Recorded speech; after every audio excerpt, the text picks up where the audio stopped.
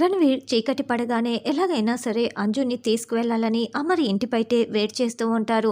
అయితే మనోహరి చీకటి పడగానే పిల్లలందరూ నిద్రపోతూ ఉంటే ఇంటికి తాళం వేసి గార్డెన్లో అటు ఇటు తిరుగుతూ కాపలా కాస్తూ ఉంటుంది. అప్పుడే రణవీర్ రివాల్వర్ పట్టుకొచ్చి మనోహరికి గురి పెట్టేస్తాడు. ఏయ్ మనోహరి, మర్యాదగా తాళాలు ఇస్తావా లేదా అని బెదిరిస్తూ అడుగుతూ ఉంటారు.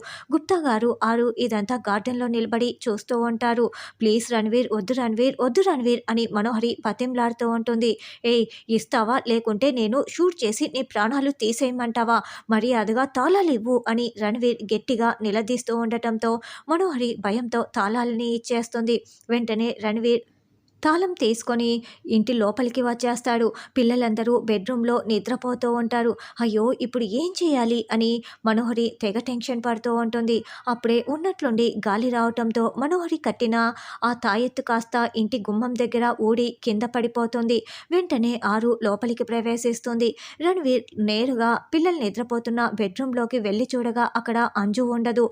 మనోహరి కూడా పరుగులు పెడుతూ రణవీర్ వెనకాలే బెడ్రూమ్ లోపలికి వస్తుంది. ఏయ్ మనోహరి, అంజు ఎక్కడ? నిన్నే అడుగుతున్నది. మర్యాదగా అంజుని ఎక్కడ దాచిపెట్టావో చెప్తావా లేదా అని రివాల్వర్ గురిపెట్టి గట్టిగా అరుస్తూ అడుగుతూ ఉంటే, అయ్యో రణవీర్, గట్టిగా అరవకు, పిల్లలు లేస్తారు.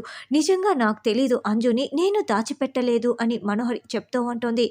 లేదు, నువ్వే ఎక్కడో దాచిపెట్టావు, మర్యాదగా చెప్తావా లేదా అని రణవీర్ అరుస్తూ ఉంటాడు. అప్పుడే ఇక రణవీర్ని కుమ్మేస్తూ గొంతు పిసికి ప్రాణాలు తీస్తూ ఉంటుంది. రణవీర్ తనంతట తానే కింద పడిపోవటం, గొంతు పట్టుకొని అయ్యో నాకు ఊపిరి ఆడడం లేదు, ఎవరు నన్ను కొడుతున్నది, ఎవరు నా ప్రాణాలు తీస్తున్నది అని విలవిల్లాడిపోతూ ఉంటారు. అయితే ఆరునే ఇదంతా చేస్తోందని మనోహరికి అర్థమైపోతూ ఉంటుంది. మనోహరి ఒక మూలన దాక్కుని మరీ ఇదంతా చూస్తూ ఉంటుంది. ఇక అయితే రణవీర్ తల పగలగొట్టి కుమ్మేస్తూ చితక్కొడుతూ ఉంటుంది. రణవీర్ కుప్పకూలిపోతాడు. రణవీర్ లే అని మనోహరి లేపుతూ ఉంటే అప్పుడే ఊగే కుర్చీలో చాలా స్టైల్గా ఆత్మ కూర్చొని ఉంటే వాళ్ళు వణికిపోతూ చూస్తున్నట్లు మనకి చూపిస్తూ ఉంటారు.